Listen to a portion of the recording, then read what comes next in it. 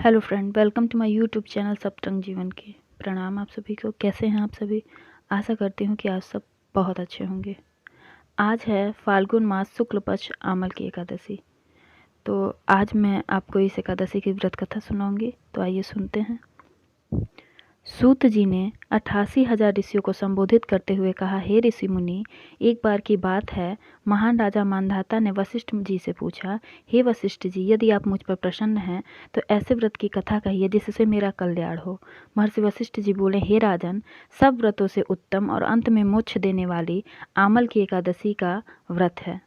राजा मांधाता ने कहा, हे मुनिवर, इस आमल की एकादशी के व्रत की उत्पत्ति कैसे हुई? इस व्रत के करने की विधि क्या है?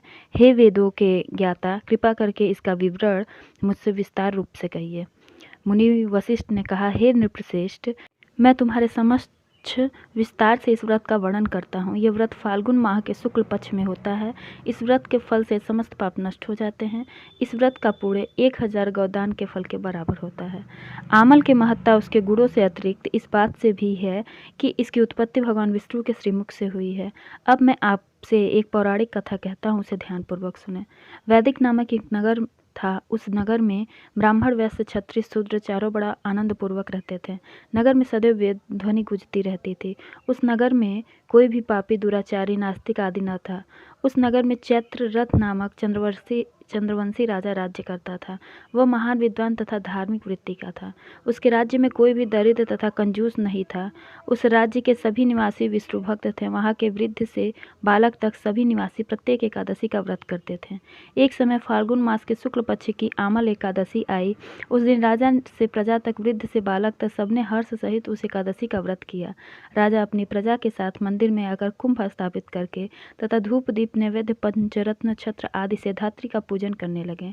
वे सब धात्री की इस प्रकार स्तुति करने लगे हैं, हे धात्री, ब्रह्मा स्वरूपा हैं, ब्रह्मा जी द्वारा उत्पन्न हो और समस्त पापों को नष्ट करने वाली हैं।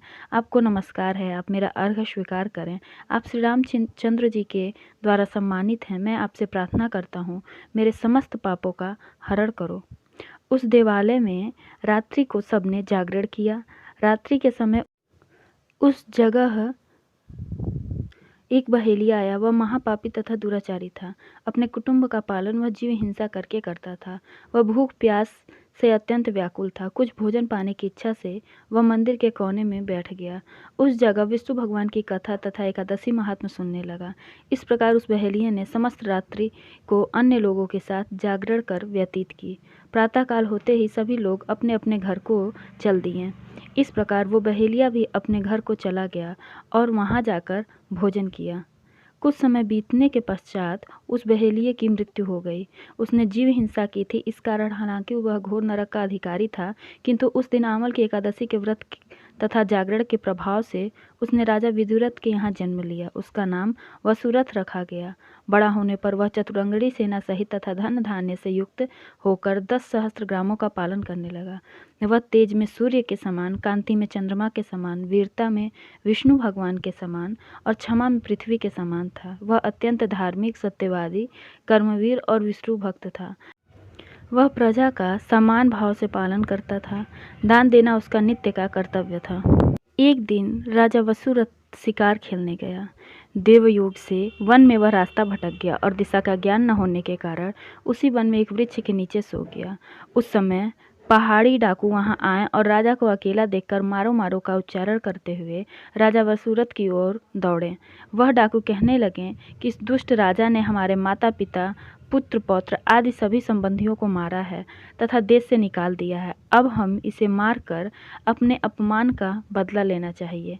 ऐसा कहकर डाकू राजा को मारने लगे और उस पर अस्त्र शस्त्र का प्रहार करने लगे।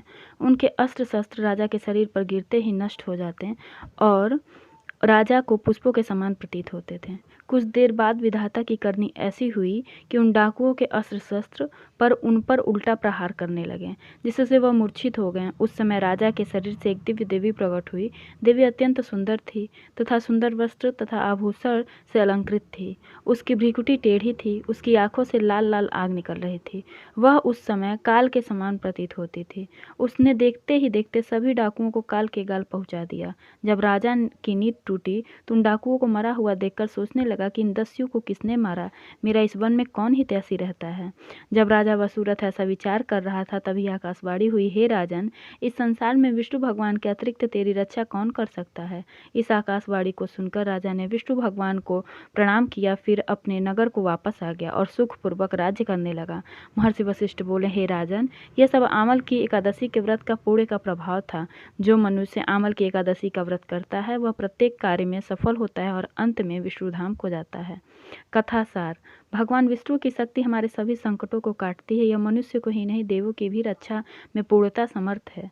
इस शक्ति के बल से भगवान विष्णु ने मधुकैटभ नामक दैत्यों का संहार किया। इसी शक्ति से उत्पन्ना एकादशी बनकर मूर नामक दैत्य का वध करके देव को सुखी किया था। केवल एक बार आमल की एकादशी का व्रत करने वाला बहेलिये को जन्म जन्मांतर तक विष्णु भगवान की कृपा प्राप्त हो रही थी।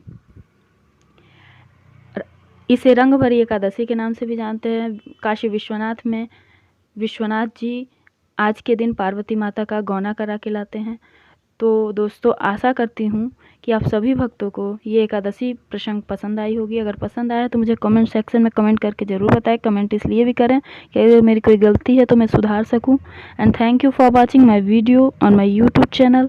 Keep smiling. Please like, share and subscribe my channel. मेरी और भी ऐसी वीडियोज़ के लिए बने रहिए मेरे चैनल सप्तरंग जीवन के साथ। Thank you.